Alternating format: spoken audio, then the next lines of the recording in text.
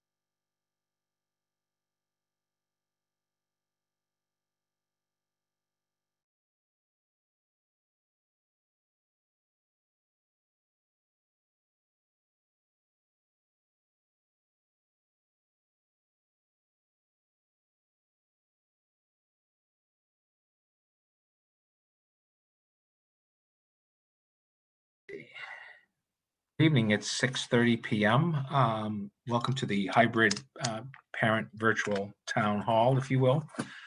Just some overviews of what we try to do with these meetings. This is an opportunity to give you folks some updates.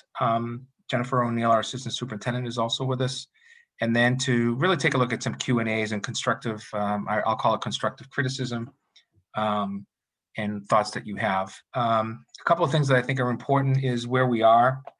We still have over 300 students involved in the Digital Learning Academy, where students are fully remote. We still have some of that taking place in terms of students in and out. We are coming upon the close of the first term, if you will, where in 6 to 12 you have your traditional grades, and elementary we have our standards-based report card. Be some information shared with you folks over the next few weeks about that. We are currently at 7 active cases within the community. In terms of, I get an update every Monday in the morning. It's basically a Monday to Sunday data collection, comes from the state, then locally supported through the Norton Board of Health. And then I share that with the school committee, the administration, and the Norton Teachers Association leadership as a way to provide direct feedback about the impacts. We currently have no active cases that have taken place within the school. We did have, as you may recall, two situations dealing with community organizations that caused us to have to do some communicating with families, utilizing the community organization as well, in order to be able to request that families consider having their students stay home, their child stay home. Be mindful that this entire system in the Commonwealth of Massachusetts, believe it or not, is based on the honor system, which still blows my mind that that's the way we're doing business, but I don't have the right to certain information. I just have to count on families to provide that information to me, and then to me to the rest of the district. The hybrid model continues to be, if you will, a change in process of pretty much on a daily and regular basis, dealing with issues of strengths and challenges. Our biggest challenges around what the expectation is very interesting. We're going to be releasing next Monday to all families the parent survey, the student survey 6 to 12, the teacher survey, anecdotal information that we have from speaking with different folks, and then all the administrators, if you will, bulleted items of the strengths and the challenges of the hybrid model. We're 2 days into almost 1,700 positive cases in the Commonwealth. So what we're definitely seeing is an increase on a daily basis. We had another 821 cases today. That's pretty significant numbers. Those are numbers that go back to May, where we were literally climbing and hadn't even seen the beginning of the curve. So we have some significant concerns around that. The governor continues to comment that parties in people's backyards, social gatherings without utilization of social distancing and masks are a continued big concern, specifically between the ages of 19 and 39. That's the latest information as of 5 o'clock today. So, the impact of 19-year-olds is most of them are not in our schools. So that's a positive, but they're potentially siblings to children that are in the schools. Or they're actually potentially parents of younger children in the school. So we continue to ask you to be vigilant about making sure that social distancing and wearing masks is a good thing. The studies are also clearly showing that COVID within buildings and within this age group of K to, if you will, pre-K through 12th grade continues to be at a very low incident rate statewide, even nationally, but specifically in the state of Massachusetts. So that leads to a lot of other discussions as well. The hybrid model and the remote choice will be reviewed by the Norton School Committee on the 29th of this month at a 6:30 meeting, of which there'll only be 2 action items. This item to review it based upon their original vote that they would review data and information 6 weeks into it. With the climbing numbers right now, to be quite honest, I'll be upfront. I don't see massive changes to the schedule taking place. I see the tweaking of some of the issues that we're dealing with. For those of you who don't know, I also have a child that attends Norton Public Schools. So I have a commitment that's a little bit of a two-way street, not only as the superintendent, but as somebody who's a dad who wants to make sure that as a freshman in high school, she's being supported and getting what she needs. I would argue as a dad and as a superintendent that our children are not necessarily getting what they need in the connection to what we know of a 7-hour school day with 5 hours and 45 minutes of direct contact with teachers on a regular basis, with specials, with socialization, and so on and so on and so on and so forth, including maybe not as direct for us, things like a hot meal every day. We might see that more in the inner cities than we do in Norton, but we still see it in Norton. We've currently fed over 150,000 meals in Norton since March through our food services program to the elderly, to those in need, and to our students. So it's a pretty significant number.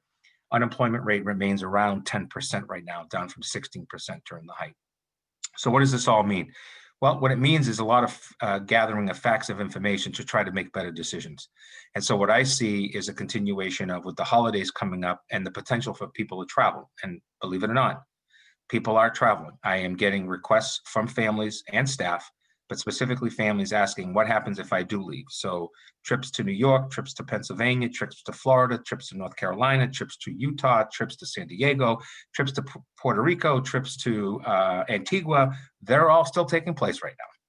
So we're pushing with families the idea of the travel ban, or the travel requirements, I should say, that the governor has put in place under Executive Order 45, which is to be tested 72 hours before arrival in the United States, or back in Massachusetts, I should say, and then making sure that you're not symptomatic, and then returning to school, and in my case also with personnel returning to work. So this is a big deal as we come into the holiday season of Thanksgiving and the Christmas, Hanukkah, et cetera, celebrations that take place in December. So we have some concerns about that, and we're talking about some different ideas. None of them, I think, are the best ideas, but we are looking at all kinds of potentials and ideas around potentially doing some remote prior to Christmas or after Christmas, as just an idea. I just want to be clear so that social media doesn't go crazy in the next 10 minutes. These are all ideas and things that we're trying to think of in order to explore the potential. This Thursday, I'll be having a meeting with students who are receiving special services in the district, students who have learning challenges, as I like to call them, instead of disabilities, students that we really want to work with. And there's a lot going on there within our district, and trying to compound being a service delivery model. Students at Norton High School, in a recent survey provided by their principal, were very straightforward, with about 71% responding that they were getting about 5 hours of work a day. Again, surveys are perceptions. They're your viewpoint at a period in time. 71% is a pretty significant rate in a survey stating that, and 5 hours is exactly where the state and we believe students should be. That doesn't include about 14% that's saying they're doing 6+ hours, and it doesn't include another X percent. I can't remember the number in front of me right now, but again, I'll release those next week, that say that it's less than 2 or 3 hours. So we have students all over the place, if you will, and that's part of the reason why we're continuing to have meetings with the Norton Teachers Association. We have a labor management committee that consists of myself, Jen O'Neill, and Vincent Searcy, our Director of People Personnel Services, representing the school committee, in really talking about what are the things that we're doing well and what are the things we need to do better. And I can assure you that the conversations around doing well are taking place, but the hard conversations about doing better continue to take place. Not a single one of our staff members in London here, including myself, is trained in the utilization of some of the things that we're asking our folks to do. So this has been a constant improvement on a regular basis. And that's been my number one thing with the staff, has been, how are you getting better at delivery of your service within the Zoom, within when the students are in school? So some of the things we have to tackle is, what are the students being asked to do when they're directly on a screen with a teacher, and when they're off the screen with the teacher, and what does that really mean? And so you hear a lot of the words of synchronous and asynchronous teaching. That is what happens when your child is in school. They have a teacher in the room, and the teacher is providing a directed instructional period, and then a student directed period where the students are actually working in groups or on their own. That continues to still be what takes place in our classrooms. The part that's really difficult, that we're having a lot of questions about, is the socialization piece, especially in our pre-K through 5 programs. How are we making sure that we're dealing with making sure that our teachers and our students are as much together as possible, because we need to make sure that we're doing check-ins and we're asking students the right questions, and that we're tackling those issues as we see them. That is a constant issue. That's a very big issue in the remote model, or the digital learning academy model, and one that came up at the meeting I had with them the other day. So in general, that's the big picture. That's the 35,000 feet, if you will, of things that are going on. And I think we're about to enter a very interesting 4 to 6 weeks around not only the upcoming of the Thanksgiving break, but also the few weeks getting to the holidays. So probably closer to 8 weeks, but I think the next 4 to 6 weeks are really important. Some of the data points that are interesting is, you do see a climb in Europe of cases. a significant climb in European nations. That usually means we're about 3 weeks. Last time was about 3 weeks behind them. So we're about another 2 weeks out from that. So it'll be interesting to see what kind of pushback and issues are taking place. So if you, we have about 125, I don't have my glasses on. We have about 125 participants or so. This is old age, by the way, and COVID is making me older. 126 participants. If you have some questions that you'd like to ask, feel free to put them in the chat and we'll take them. Let's look at this from 3 perspectives. It's always great to hear about positive things, but really because we have a short amount of time tonight as well, and we're trying to keep this to a schedule, the idea of constructive criticism, please, without using specific teachers' names, that would be appropriate. If you have a specific problem with the teacher, then feel free to reach out to the teacher, reach out to the principal, and then reach out to my office if you need to. A couple of things that are really important around what we're trying to do. So we have the remote Monday. There's good things about that, and there are areas that we're trying to improve in. We're hearing some things about the presentations, for example, on the stay-at-home day of the hybrid model, where maybe the video of the teacher isn't the actual teacher, it's a secondary video of a presentation by someone else. We're addressing that issue. We have clearly articulated that these videos are for those remote days in the hybrid model are about seeing a teacher, getting the assignment, understanding the concept of what we're trying to teach. Mondays are about setting the week for success. They're really about not only checking in with the students, regardless of the time that we have, at secondary level, it's going from class to class, but also setting the stage for success for the week. So we want to know a little bit more about that, and I think those are the types of questions that are going to make us a little bit more successful. There's a question here regarding lockers for middle schoolers, and at what point will they be able to actually use a locker? Students right now are bringing back and forth a lot of materials. So lockers are actually part, believe it or not, they're part of actually the phase 4 initiative from the state. We're currently in phase 3. Locker rooms are an area where they are actually targeting keeping students away. So right now, I don't have a direct answer for you. I would hope in the coming months. But the other thing for us to do to try to address with you is when we see certain students or certain classes where there's a lot of that taking place, sometimes communicating the potential to have things stay at home that don't have to go back and forth every day and only on the days that they need to go. And that could cause issues too, I know, as a former teacher, but that's another way to try to address it. But right now, the idea of utilization of lockers, utilization of locker rooms, and all of that is actually in the next phase of opening and not in the current phase.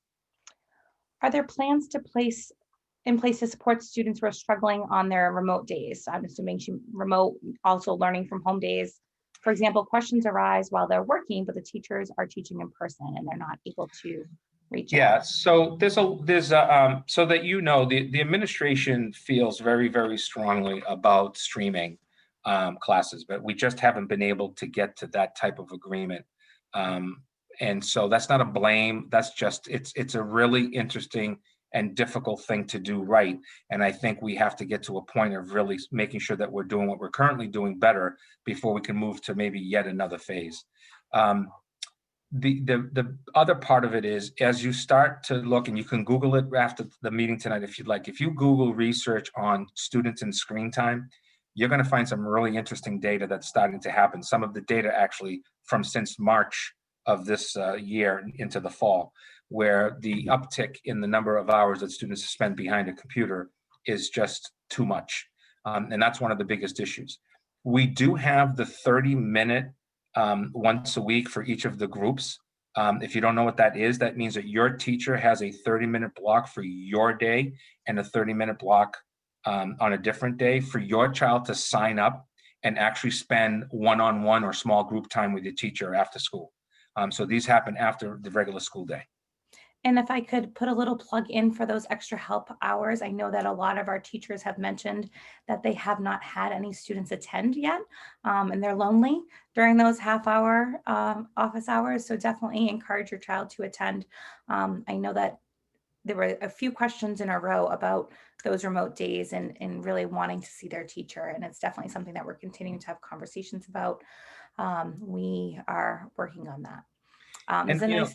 Go ahead, Joe, sorry. Yeah, there's a nice comment about supporting the Lgn staff, and thank you for that. And let me tell you something. If you haven't reached out to a teacher of your child and there's something well happening, there's something good happening, please shout out to them when you need support and your child needs more. Do that, but take that extra second also to just thank them for doing what you think is, a good job or the best job that you could see happening in this situation. There's a lot of angst within our staff. There's a lot of angst. There's the issue of technology. There's the issue of just the nervousness of trying to handle different situations on a screen and or in person and or delivery of the service. I'm not defending them. I'm just simply saying that they're people, they need support, a pat on the back. I mean, every time I see somebody set a huge shout out to the LGN, like the shout out that was just made, I just simply take that as a pat on the back of the district to having a school where a parent feels that. So consider doing that. And again, balance that with the constructive criticism of things that you would like to see that maybe you're not seeing. Uh, Clarification on the office hours that teachers have, those are actually done remote. So students can log into a Google Meet if they are at home and check in with their teacher to have questions answered about the work that they were doing during that day. There's another great comment here about middle school students that are carrying around too much. Recommendation was to check in with their teachers to see exactly what they need to have in their backpacks. They may be carrying around things that aren't necessarily needed for that day in school. Yeah, one of the biggest problems that we learned about the spring, probably one of the top 3 problems, is anytime that you say to a student, regardless of their age, that it's optional, we all know that they're not going to do it. I mean, that's just a given, and I'll speak for those that I know. It's more than likely not going to happen. So please utilize that time. If you don't know the posting of that time, reach out to that teacher or send a message to the principal and say, I'd like to know where Mrs. So-and-so, Mr. So-and-so's times are. Those should be published and available to you from the teachers. There's a question here regarding the pickup process at JCS. I think questions about winter's coming. I think that's something that we could bring up to Mrs. Yeah, we have we have some issues about it too. So let's just say I have a lot of quirkiness and views about elementary pickup. I come from a very simplistic perspective of that. Norton has a history that nobody moves without an adult present within 2 feet of them. I just come from a different experience, both as a parent and where that just what didn't happen. The pickup on the back of the school as it's currently happening was a way to try to get students out and parents staying within an area. I think you're going to see some changes to that as the winter comes. I will also tell you that we're going to be making some changes to the playground, but that whole back entrance area to try to get to the back, that's going to be quite the show once the first snows come and we have 4 feet of snow to the side. So we will communicate with you some changes in the near future. There was a question here regarding the STAR assessment. So the STAR assessment is given to all students. In the past, it has been kindergarten through grade 5, 3 times a year. This year, we actually expanded to the middle school. And what that is, it's a reading assessment and a math assessment. And it's a benchmark so that we can take a look at where students are performing in relation to their peers and also relation to both national and statewide norms. And that gives us a good opportunity to take a look at where they are performing academically in regards to their grade level and put together academic support groups or help to tailor our instruction based on grade level weaknesses. So that is something that we have been doing for a number of years. However, we also understand the challenge of missing a lot of weeks last spring. And with that, it's very important for us to continue to move the curriculum along because if you have a 5th grader and they're learning the 4th grade curriculum that they miss for the first 6 weeks, they're never going to get through all of that 5th grade curriculum. So the STAR assessment is also helping us to take a look at where are the gaps for student learning and how can we integrate them into the curriculum in a way that's meaningful. So for example, if students missed, how to find the least common denominator within fractions, but they need to learn how to add fractions, we'll teach them that concept before we dive into the new material.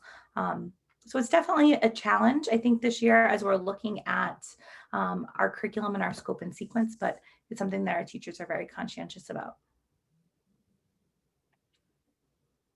Okay, so another question here about live instruction when the students are remote about coming in. I think we've discussed that a little bit. Yeah, let's get into that a little bit. So Sure. let's go back to one of the things that I was pretty straightforward about going back to when we were trying to create all of this.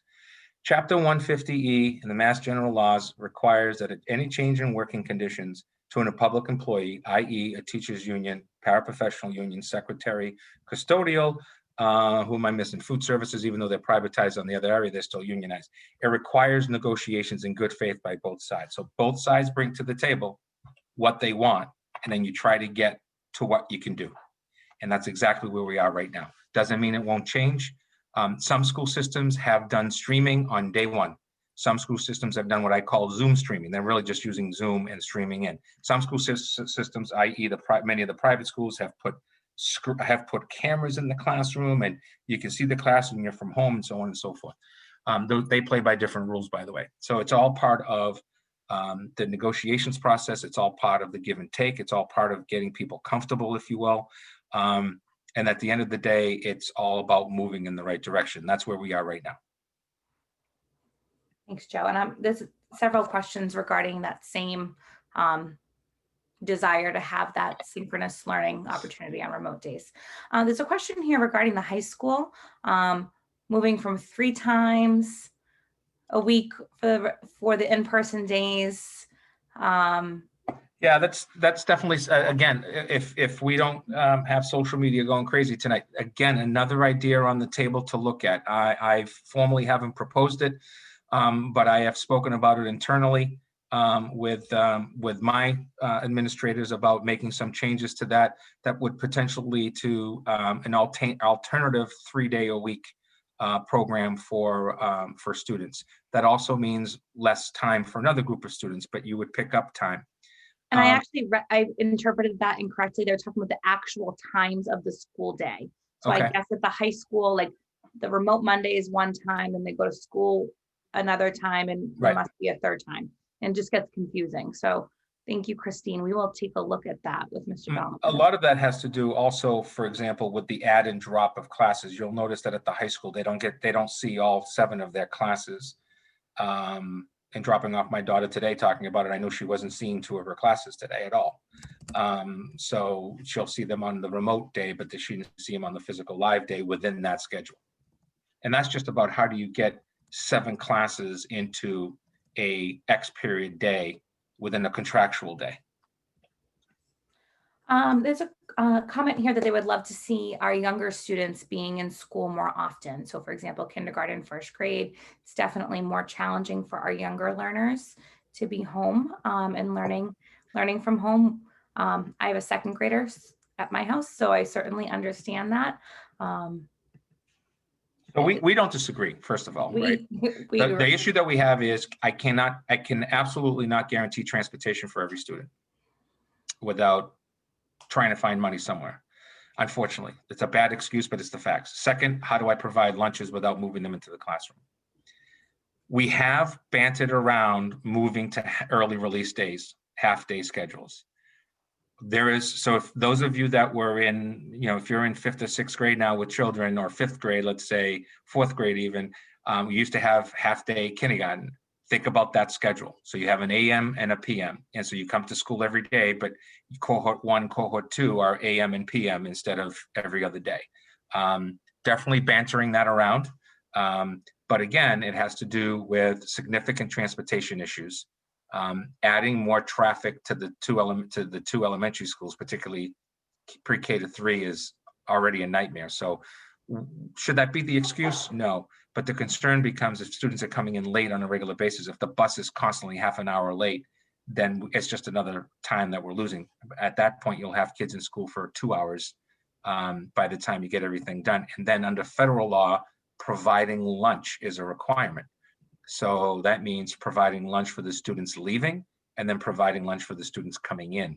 And so that becomes a little bit of a hardship. But again, that doesn't mean that we're not tossing that around. I would tell you that I know for a fact that my favorite social media post will go crazy if we go to early release days or half days because of being able to cover pick up and drop off and having someone at home for a younger child.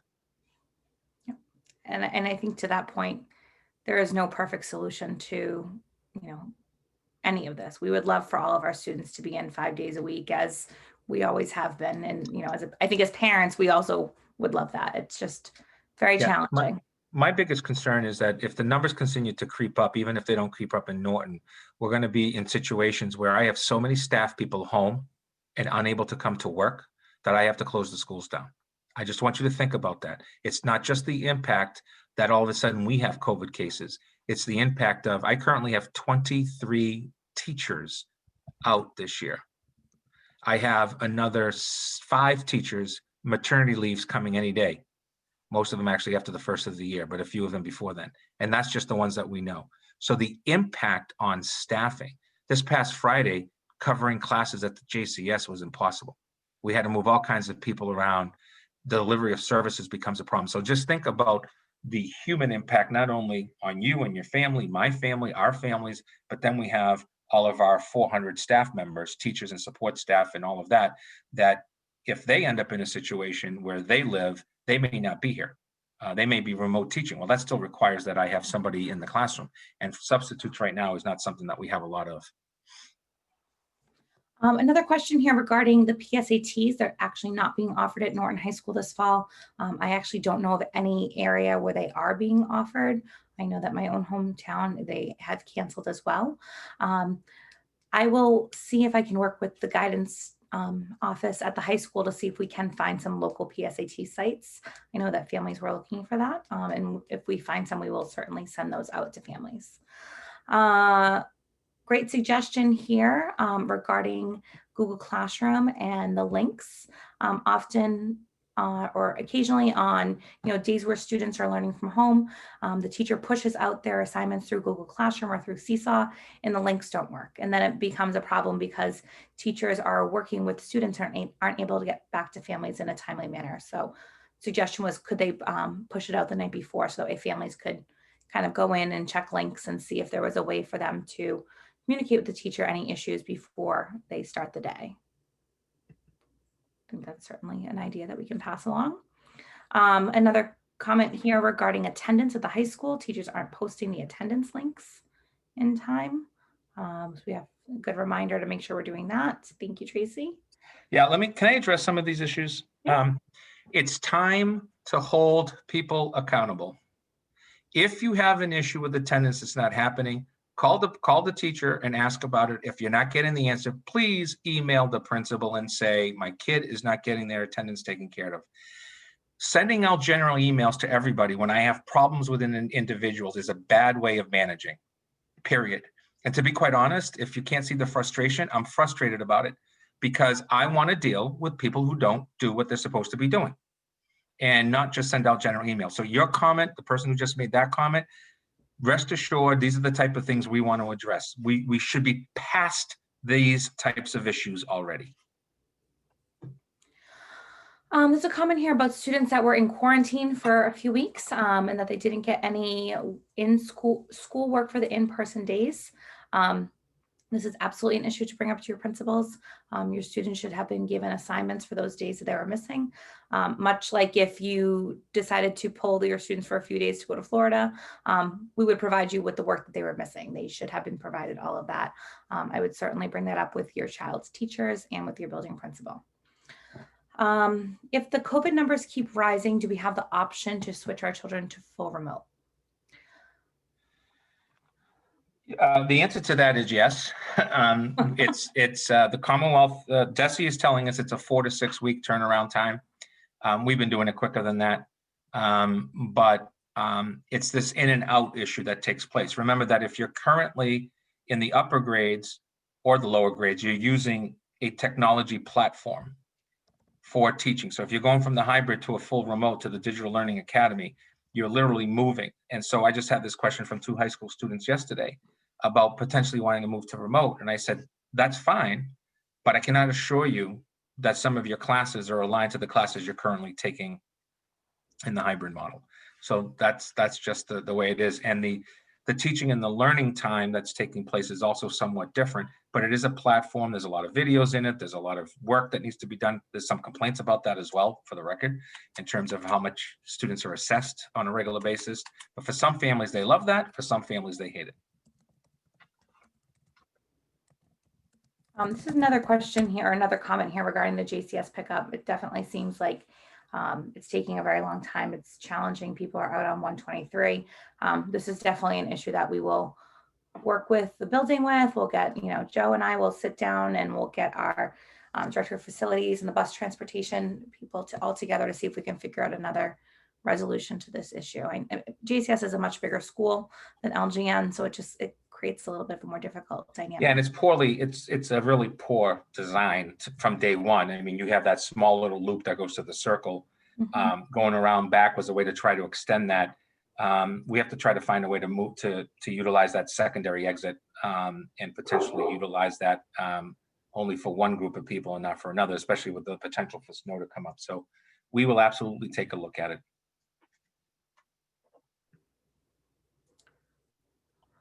A few nice compliments as well. Thank you all. We do appreciate the kind words.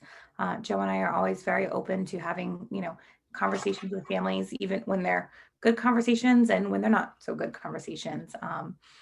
It's very difficult for us to fix the problems if we don't know they exist. So we appreciate all of you that have reached out to us over the last several weeks to talk about the challenges and the things that have gone well for your children. And I can tell you that between Jen O'Neill, our assistant superintendent, and Karen Winsper, our director of instructional technology, Vinny Searcy in PPS, and Casey Russo, our special ed coordinator, Wade Lazat in facilities, the business manager, not only dealing with transportation, food services, and the day-to-day operations of his office. And to be quite honest, I'm doing a very limited amount of teaching and learning. I'm spending most of my time on COVID response, either within the community or within the issues that arise because of staffing situations. That's literally my almost every single day. And then we try to check in, like, for example, tomorrow I get myself, Jen, and Vinny Searcy and Casey talking about special education delivery services and how we're going to try to figure out ways to expand that, along with our ELL, along with students that are not participating the way that they should. Some requests that have come in from some of the teachers that work in other districts. We've got about 3 to 5 of those requests, and how can we try to find a way to support that so that they can go to their district and work, but we can also have their children in more often. So, and again, a lot of this leads to issues of equality and inequality and all of that, but we're just trying to address issues as they come up the best that we can. The other concern is we're trying to establish some normalcy. I will tell you, the kids, they've been just awesome. So thank you to you folks. And I know it's stressful at home, and I know that they're not perfect. They're not perfect at school either. But even our neediest students, the students that are struggling the most with this because of a learning challenge or because they're just all of a sudden struggling in school, our students have been great. They've been great with the masks. They're not perfect, but they've been great with the mask. Nothing better than walking into a preschool and you got the mask on top of the head. But they're doing it. They're absolutely following directions. They want 2 things I've learned. They want to be in school, and they want their sports and activities. I can't tell you how many emails I'm getting from students on a daily basis about sports and activities. And we're saying yes to some of this stuff, but we're doing it slowly, and we're using data to support making those decisions. So we have opened up clubs and activities at the high school as of formally as of this week. Informally, some of them were taking place already. Sports is a more complicated issue. We have no idea what's going to happen in wrestling, hockey, basketball, cheer, and all of that stuff in the cross country or indoor track, in the winter. Those decisions, I'm on the game officiating committee for the MIAA. We had a 2-hour meeting today. We still don't have an answer to that. But we anticipate one any day now because there's an impact. Middle school, we have not moved for 2 reasons. Number one, we currently have no competition. The entire league has basically shut itself down. They're going to be reconsidering that in the next few weeks. I do not see them moving in that direction to have sports, but we're going to take a look at some activities as well. Not all activities, but some of our activities at the middle school. There's a few comments here, saying that the children are not getting enough work on those days in which they're learning from home. It's only taking an hour. They would love to see supplemental assignments, not nearly enough work on those days at home. I certainly understand. So there's a fourth grade, there's a second and fifth grade, and then I don't know the grade level of the other comment. But I think the biggest challenge is that not everything works for everyone. Some people are one amount of work, a student will fly right through it, and the same amount of work another student will take, them a good chunk of the day. That actually happens in our classrooms as well. Students learn at different rates. They complete assignments at different rates. It doesn't necessarily mean that they're done correctly or done well. It just sometimes the nature of how classrooms work. But I think giving your child's teacher that feedback is extremely important. We're absolutely, I actually met yesterday with all of the curriculum leaders for pre-K to 5, and we talked about having supplemental materials that students can work on, projects, research types of assignments that will give them something to do on the days when they are able to finish really quickly. But please continue to communicate with us. I'd be happy to have a conversation with you, chat with your child's teacher, and let them know that they're really moving through things very quickly. Yeah, so let me give you a piece of anecdotal information that happened last week to me. I received about 16, 17 emails directly from parents. 2 of them were from the same class in the middle school, same teacher, same period of the day. How do I know that? Because I got names and then I looked it up, and I can do that. One complained about exactly what you just said. They got it done, the work done in an hour, and another person for the day. And another person complained about it's 10 o'clock at night, my kid's still working. Same assignments, same work, same classrooms. Literally, these students are in the same cohort. That's what we're up against. That's one of the biggest issues that we're up against. But I would ask that you reach out to the teachers about giving them the anecdotal information and a quick email.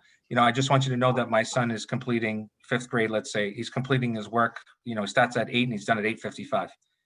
Yeah, I'm wondering, what's going on. Could you give me some feedback on his work or her work? Is it because they actually get it, or are they just flying through it? Or is it because they need supplemental enrichment?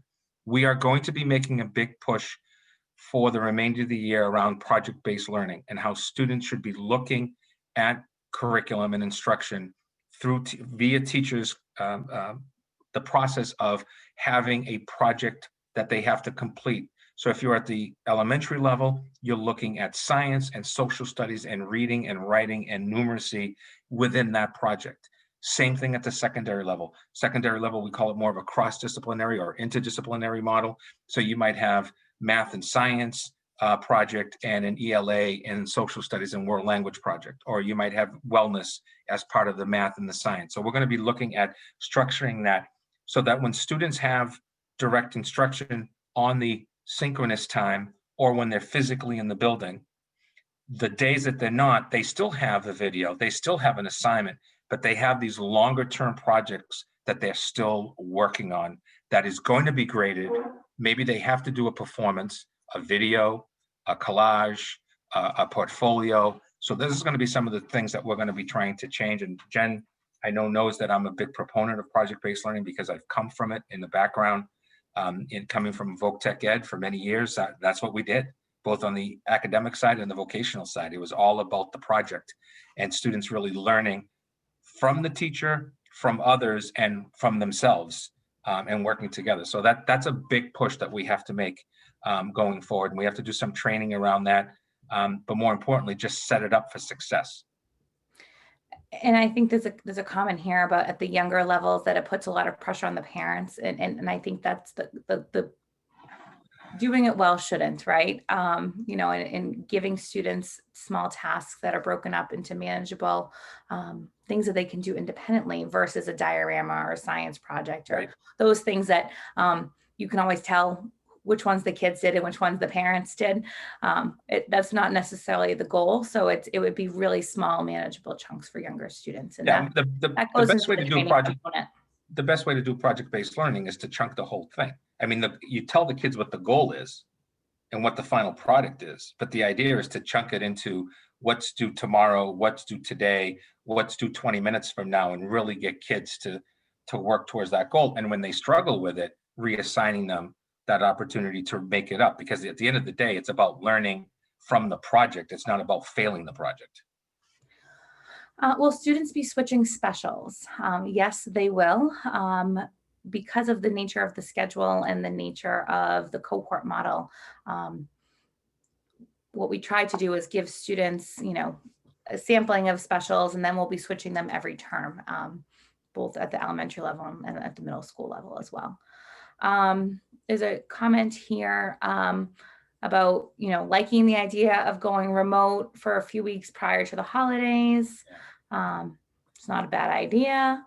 The biggest issue with that, and the reason why it's come up for debate internally solely and externally, actually, from members of the school committee, it's really been around the idea that we all know that families are going to find time to get together. And I think most families would do it in a socially distanced, responsible way. There's no doubt about that.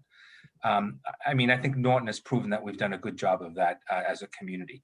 I think the issue is that we don't know what that means. We got college kids coming back before Thanksgiving, not going back to school, from what I'm hearing, until the end of January, beginning of February in most cases. So there's an impact there. There's an impact on just people going out more socially, because it's that time of year to have, holiday gatherings at the office. I mean, one of the things we do as a learning community in our central office is get together. We haven't gotten together since March.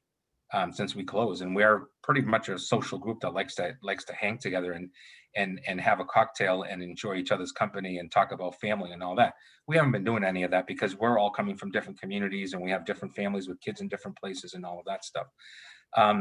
So the idea comes from, maybe taking some stress out of that. I have some concerns about the other stress that's putting on there, i.e. delivery of services for ELL, special education, students that are struggling. We're kind of in, I hate to say it this way, but we're moving, we're chugging. There's all kinds of, bumps in this road, but we're chugging along. And so to come to a halt is a concern. All right, we have a few more questions here. Hypothetically, if we wanted to return to full in person next week, would that even be possible due to DESE guidelines and social distancing that's required in the classrooms and on our buses? So hypothetically, the politics of your question are very interesting, right? If I look at the sciences and what CDC is telling me, they're saying, X number of students on the bus, X number of students sitting down, eating together, 6 feet apart. I know a local superintendent who's attempting a reopening at 4.5 feet. Then they're going to move to 3 feet. And they're attempting that. They have no answers to their transportation issue, except to not do what's being requested, or saying to parents, please find a way to drive your kid to school, which, by the way, is a violation of federal law. But maybe during COVID, people would look the other way and say, okay, listen, if I can get my kid to school for the entire day, Monday through Friday, I'll drive him myself. I'm sure some of you think that way too. I know I do. So it becomes the issue of using the data to make the decisions. So here we are. Next week will be 6 weeks of instruction with students on this current model that we have. Okay, so let's just check the box for the sake of argument that we see that these students aren't necessarily the carriers. Let's just agree to that argument for a quick second. I have 400 people that work for Norton Public Schools. I've already told you over 20 of them are already out. That number is going to climb to close to 30 before the end of the year. We're going to see, and I say this respectfully, paternal and maternal leave happen for longer periods of time because the doctors are signing off 2 weeks before you give birth, you're already gone until, except, in many cases, till the last day, or paternal situations where the child is born and the child's lungs aren't 100%. That's an FMLA situation. Now I get another person out for 12 weeks. So this is not just a child decision. It's who I put in front of your children. Some of you have complained about a situation, rightfully so, in one of my buildings about coverage for a certain content area that I haven't been able to get, posting the position since June. And we haven't been able to get until you received the notification, I believe it was actually today or yesterday, that we have found someone that we think can really, take the kids to the next level and support them. That's what we're up against. It's a decision. It's a hypothetical where let's just say yes to kids, huge question mark about the students. about the adults that are in front of them, and the potential that more doctor's notes would come forward. And now I have somebody out under FMLA for 12 weeks. Then they have their own individual sick bank that they can continue on. Potentially have teachers who could be out until June paid, and I still have to find somebody to cover for them. And that's not a knock on them. That's part of the process. Question here about, it's both a compliment and a question. Child with that's medically compromised, parent feels very safe sending them in at this moment based on our communication and the protocols that we've put into place. If the numbers start to rise, can they keep her home without switching them to full remote?